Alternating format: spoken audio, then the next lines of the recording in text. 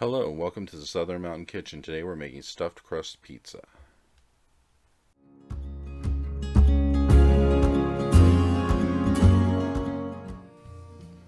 Now, to make this dough is a little bit of a lengthy process, but it is so much worth it in the end. You're going to start with 2 cups, which is 11 ounces of bread flour.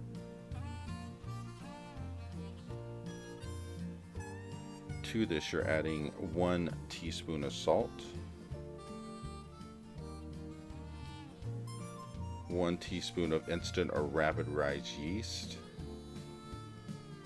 Mix this through a little bit before you add anything else to kind of stir in those ingredients.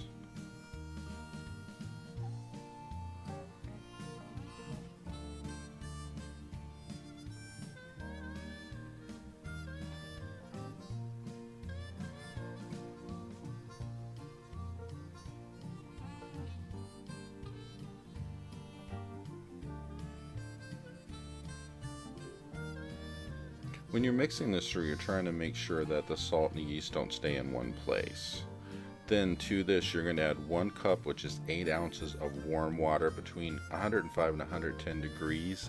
You don't want it any hotter or you will kill the yeast and then it won't do anything. So be careful of your temperature.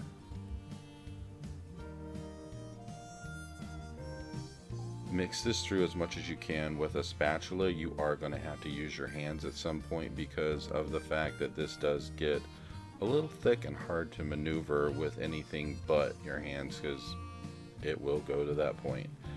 And when you get your hands in here, you want to basically just mush it together and keep turning it until you incorporate everything in the bottom of the bowl.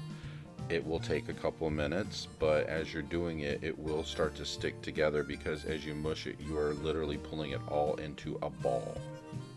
That's your goal, is to get it like into a round lump of a ball. And as you can see with mine, it's starting to take shape already.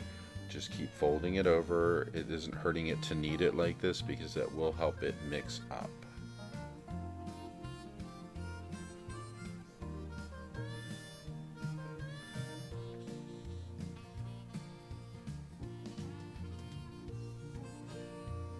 And as you can see, everything from the walls and the bottom of my bowl is actually working into the dough. That's the goal here. And mind you, your dough should still be a little sticky at this point, even though it's pulled in everything else, and it will stick to your fingers. It's just what it does. Okay, so I lined a pie pan with some foil, which I'm spraying with vegetable oil spray, just for the fact that you need to make sure this doesn't stick to whatever you're putting it in, because this is going to have to go into the refrigerator for at least 12 hours. Now if you saw, I flipped mine over as it was in the pan.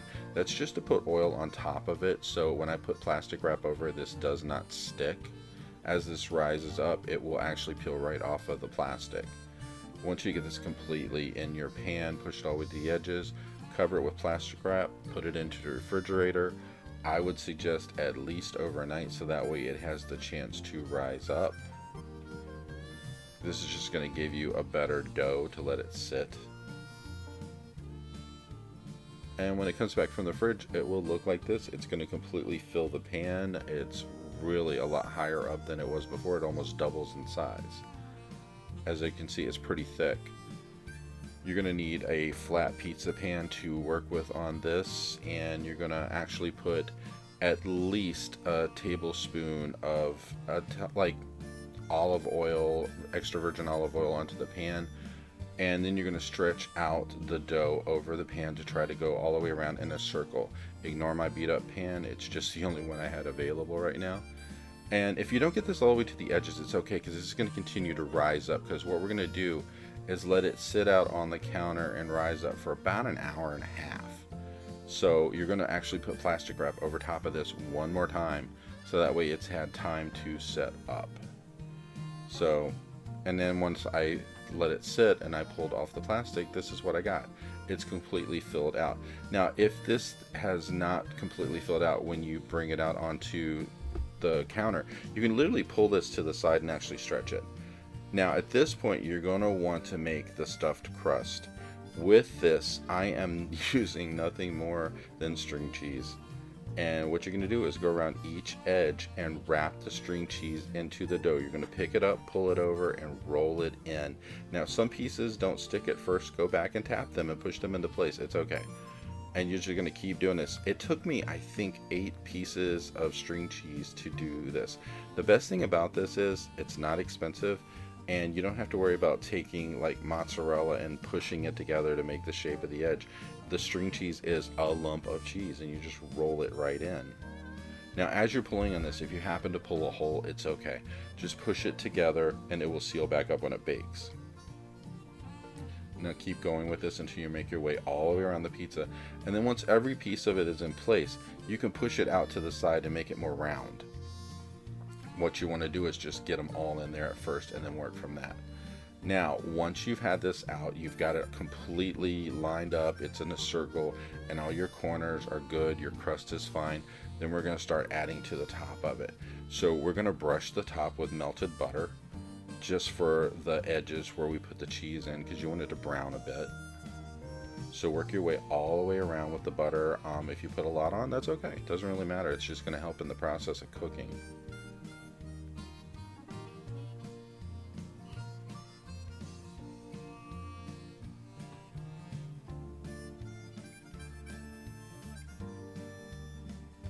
At this point, you should preheat your oven to at least 425 degrees, so that way it's warming up before the pizza can go in.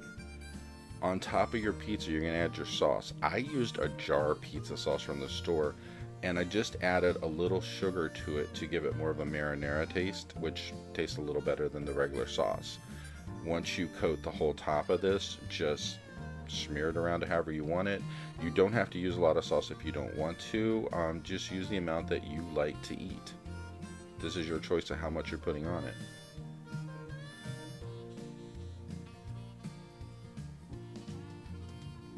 And once you got your sauce all in place, then we're going to add toppings to this.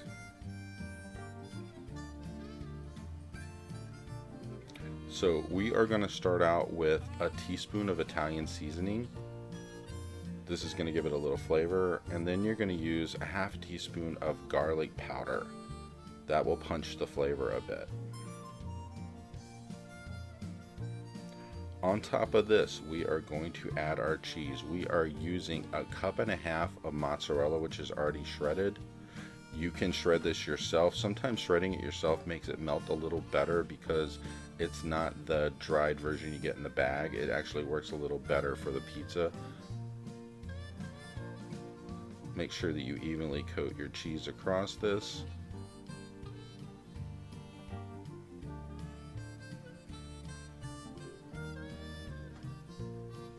Now, I have made pizza recently and I had some Monterey Jack cheese left, so I used about 1/2 cup on top of here because there's something about the taste of Monterey Jack cheese when you're eating pizza. It gives it kind of a bite. It's got a different taste, and I like adding that on top. You don't have to, you could just add more mozzarella if you want, but I did this just for the sake of giving it a little bit more taste. Now, on top of this, I added somewhere around 1/4 cup of Parmesan cheese. You can use as little or as much as you want. I use this as a filler, but it also gives a great taste. So anywhere I saw sauce, I added this on top of it just to give it a little bit more balance.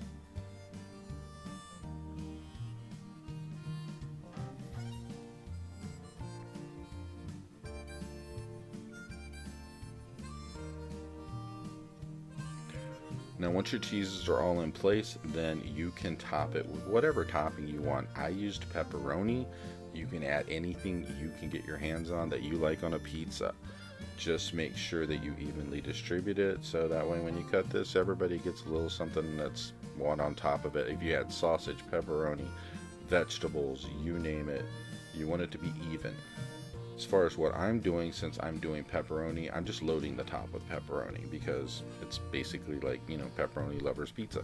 You're going to want to cook this pizza for at least 25 or more minutes, checking it along the way to make sure if the crust is browned. Now, sometimes when you cook, your toppings will shift slightly. It's no big deal. You just live with it. There's not much you can do about that. That's why I try to make sure I put stuff all over the top in case something does shift. And when you're done, you get something that looks like this. The crust is filled with cheese at the outer edge, and the pizza has a decent thickness to it. So if you like this video, please like and subscribe, and I hope to see you next time.